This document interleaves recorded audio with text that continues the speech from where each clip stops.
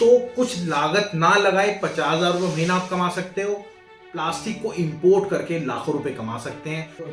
तो plastic scrap को हम देख रहे हैं आजकल बहुत लेवल पे इंपोर्ट हो रहा है। हमारी गवर्नमेंट चाह रही है कि हम उसको इंपोर्ट करें। क्या प्लास्टिक स्क्रैप का इंपोर्ट करना सही है?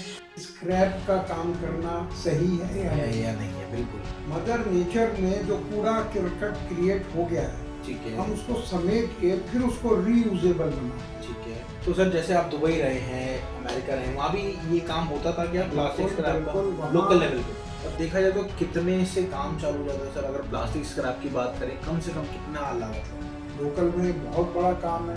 ट्रक का ट्रक प्लास्टिक स्क्रैप हमारे देश की उन्नति के लिए बहुत ज्यादा आवश्यक है। ये उधारी का काम तो नहीं है। दोस्तों बहुत बहुत नमस्कार आपका।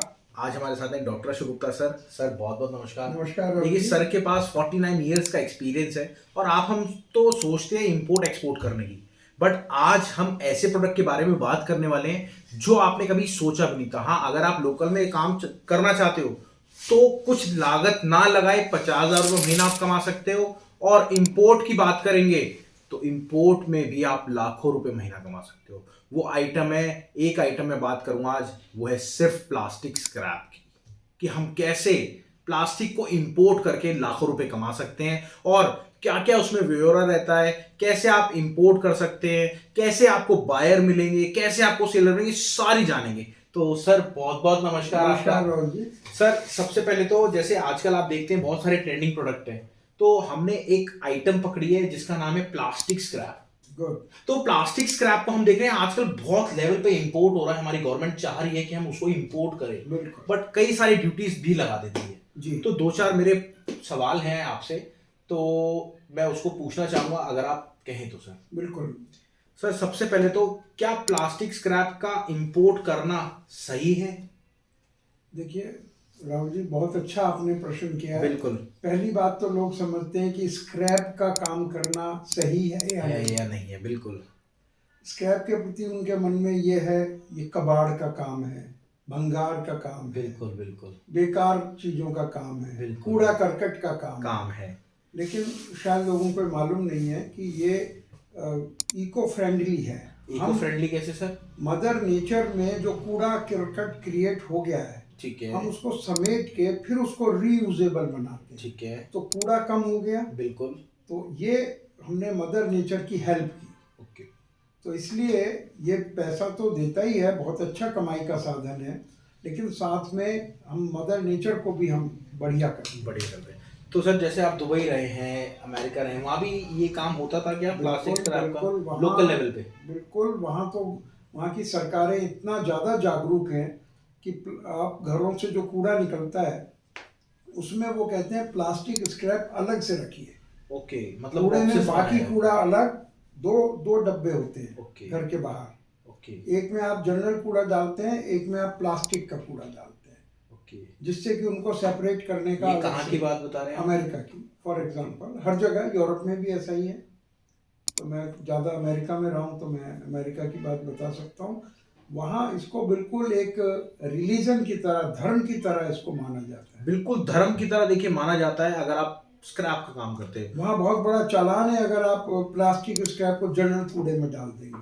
अच्छा, प्लास्टिक स्क्रैप को अगर हम जनरल कूड़े में डालते हैं तो बहुत बड़ा चालान हो जाता है। म्यूनसिपैलिटी आपको बहुत बड़ा आपको उसका चालान देती है। ओके, तो चलिए सर बात करते हैं, जैसे अपन इंपोर्ट की बात करते हैं, प्लास्टिक की आइटम अपन क्या क्या है, दो चार आइटम आप बताइए वीडियो में कि क्या क्या अपन इंपोर्ट कर सकते हैं इंडिया में।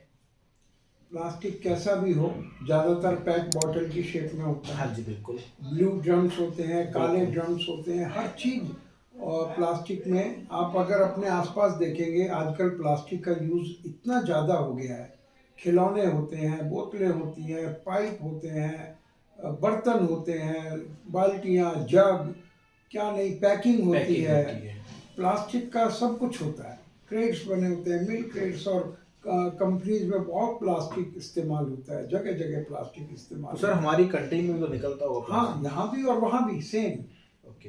बल्कि वहाँ ज़्यादा निकलता है क्योंकि वहाँ डेवलप मुल्क हैं, हर चीज़ में पैकिंग होती है। तो इस तरह से उनका वो थोड़ा सा यूज़ करके फेंक देते हैं, तो वहाँ भी खूब स्क्रैप निकलता है। तो वो हम इंडिया में लाकर उसको प्रॉपरली प्रोसेस कर लेते हैं। तो पेट्रोलियम की हमारे यहाँ वैसी शॉर्टेज है बिल्कुल, इंडिया में, बिल्कुल। प्लास्टिक पेट्रोलियम से बनता है, तो स्क्रैप आने के बाद वो हमें सस्ता पड़ता है प्लास्टिक। ओके। प्लास्टिक को केवल गला के उसकी शेप चेंज करके उसका दाना वगैरह जो भी बनाना है बना के हम उसको रीयूज कर सकते और देखा जाए तो कितने से काम चालू हो जाता है सर? अगर प्लास्टिक स्क्रैप की बात करें, कम से कम कितना लागत लगती है? हैं। देखिए दो तरह से है, एक तो आप लोकल कर सकते हैं, अच्छा लोकल लोकल में भी कर सकते हैं। ठीक है। लोकल में बहुत बड़ा काम है, बहुत ट्रक का बड़ा। ट्रक आदमी फैक्ट्री में कहाँ भेजता है। दिल्ली में देखी जाए तो कहाँ हर पे जगह, मार्केट? ओके। दिल्ली क्या पूरे इंडिया में है। छोटे से छोटे गांव में आप ये देखेंगे कि जो फेरी वाला है गांव हाँ जी, में, हाँ जी। वो बच्चों को आइसक्रीम बेच वैसे रहा है। मैंने दिल्ली में सुना टिकरी बॉर्डर सबसे ज्यादा। हाँ बिल्कुल। ऐसी ऐसी आप बता रहे हैं कि और भी स्टेट्स है पर्टिकुलर हाँ जी, उसी एरिया में बिल्कुल, बिल्कुल, एक प्लास्टिक स्क्रैप। बाकी 90% तो सर मैं तो करता ही हूँ, आपको हाँ बताइए। जी, हाँ जी। 90% अपन क्या है सर, सारा टिकरी बॉर्डर माल देते हैं बहुत टोटल। बढ़िया देते और हैं, हाँ, क्योंकि आपने ही wholesale रेफरेंस में दिया था बिल्कुल, उनका भी। बिल्कुल। बिल्कुल। तो देखिए इतना ज़्यादा स्क्रैप की यूटिलिटी है। गांव में एक आइसक्रीम वाला भी, बच्चे अपना कोई टूटा हुआ प्लास्टिक का प्रोडक्ट लाके उसको दे देते हैं और वो उन्हें एक आइसक्रीम दे देता है। बिल्कुल तो ये एक इकट्ठा करने का साधन है। साधन है। वैसे अगर आप फेंक देंगे तो कौन इकट्ठा करेगा, तो उसकी वैल्यू बन जाती है। तो प्लास्टिक स्क्रैप हमारे देश की उन्नति के लिए बहुत ज़्यादा आवश्यक है। अच्छा अब बात करते हैं सर, क्या ये उधारी का काम तो नहीं है? जैसे कई लोग सोचते हैं कि मेरे को इंपोर्ट करना है, इंडिया लेवल पे चैलेंजेस बहुत हैं। और देखिए मैं आपको दिखाता हूँ, अगर मैं बात करूंगा तो अगर आप लोकल लेवल पे काम करते हैं तो बहुत ज्यादा उधारी होती है।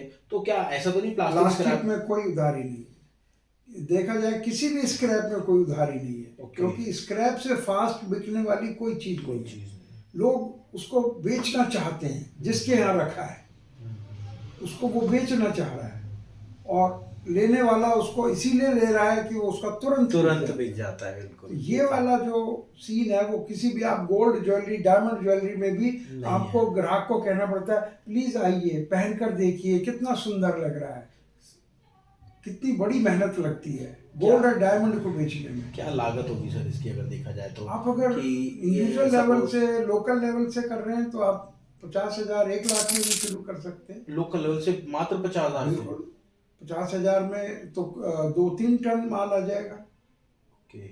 तो इस तरह से, और आप अगर ज़्यादा आपके पास लोग हैं तो आप बहुतों को काम में लगा सकते हैं, तो 4-5 लाख 10 लाख तो, और रोज का टर्नओवर होता है। सर अगर देखा जाए तो इंडिया में अगर अपन इंपोर्ट करें तो सबसे ज्यादा आइटम, एक कोई आइटम ऐसी बताइए जो इंपोर्ट हो रही हो और अच्छे लेवल पे और प्रॉफिट भी अच्छा बच रहा हो उसमें। ये कहना बिल्कुल गलत है कि एक आइटम होता है, बहुत हो रहा है। वहां से सबसे ज्यादा ग्रेन्यूल्स आ रहा है प्लास्टिक का। ओके, मतलब पेट बॉटल स्क्रैप अगर अपन देखें वो भी आ रहा है? बॉटल भी, हर चीज आ रही है। अच्छा ग्रेनुअल्स वैसे? ग्रेन्यूल्स वहाँ ऑलरेडी ग्रेन्यूल बन जाते हैं, जिससे कि उसको इंपोर्ट करना इजी हो जाता है। और देखिए मैं आपको बताता हूँ ग्रेनुल्स क्या होते हैं, अगर आप जानते हैं तो जो प्लास्टिक का दाना होता है उसको हम ग्रेनुल्स बोलते हैं। कई कमेंट्स आएंगे हमारे पास कि ग्रेनुल्स क्या होते हैं। सर प्लास्टिक का जो दाना होता है उसको अपन ग्रेनुल्स बोलते हैं। तो और पेट बॉटल देखी जाए तो वो किस काम में यूज होती है? पेट बॉटल से, फिर पेट बॉटल से फाइबर बन जाता है, धागा बन जाता है, धागे से कुछ भी बनाया जा सकता है।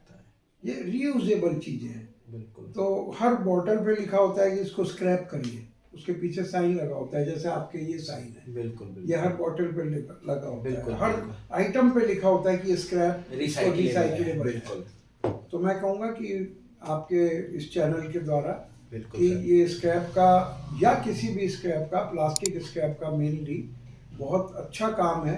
और सर इंपोर्ट अगर कोई करना चाहे तो क्या लागत लगेगी देखा जाए इंपोर्ट तो? में एक कंटेनर कर सकता है। एक कंटेनर अगर वो सस्ते वाला स्क्रैप है तो 3-4 लाख रुपए का आ जाएगा। ग्रेनुअल से तो 5-10 थोड़ा लाख सा का आ महंगा जाएगा है। बस। तो जैसे जैसे, लेकिन इसमें प्रॉफिट बहुत ज़्यादा है। बिल्कुल। और देखिए मेरी आपसे रिक्वेस्ट है, अगर आपके पास प्लास्टिक स्क्रैप का काम होता है ना तो आप उसको इंपोर्ट कर लो, किसी और आइटम की तरफ जाओ मत। और अशोक सर के पास बहुत एक्सपीरियंस है। अगली वीडियो में हमारे पूरे डॉक्यूमेंटेशन के बारे में बताया जाएगा कि एक्चुअल में प्लास्टिक स्क्रैप में क्या क्या डॉक्यूमेंटेशन आपको चाहिए होती है, कैसे लाइसेंस बनता है, क्या क्या प्रोसीजर होता है। तो मेरी रिक्वेस्ट है, और हाँ अगर आपको वीडियो अच्छी लगी हो तो प्लीज़ लाइक कर देना। और अगर आप एक्चुअल में काम को करना चाहते हो तो अशोक सर के साथ मिलके आप काम को कर सकते हो। कैसे? आप अशोक सर का नंबर मैंने डाल रखा है यूट्यूब पे, आप जाके सर को कॉल करो, पूरी डिटेल के लिए। मिलते हैं अगली वीडियो में। नमस्कार, धन्यवाद, जय हिंद। नमस्कार।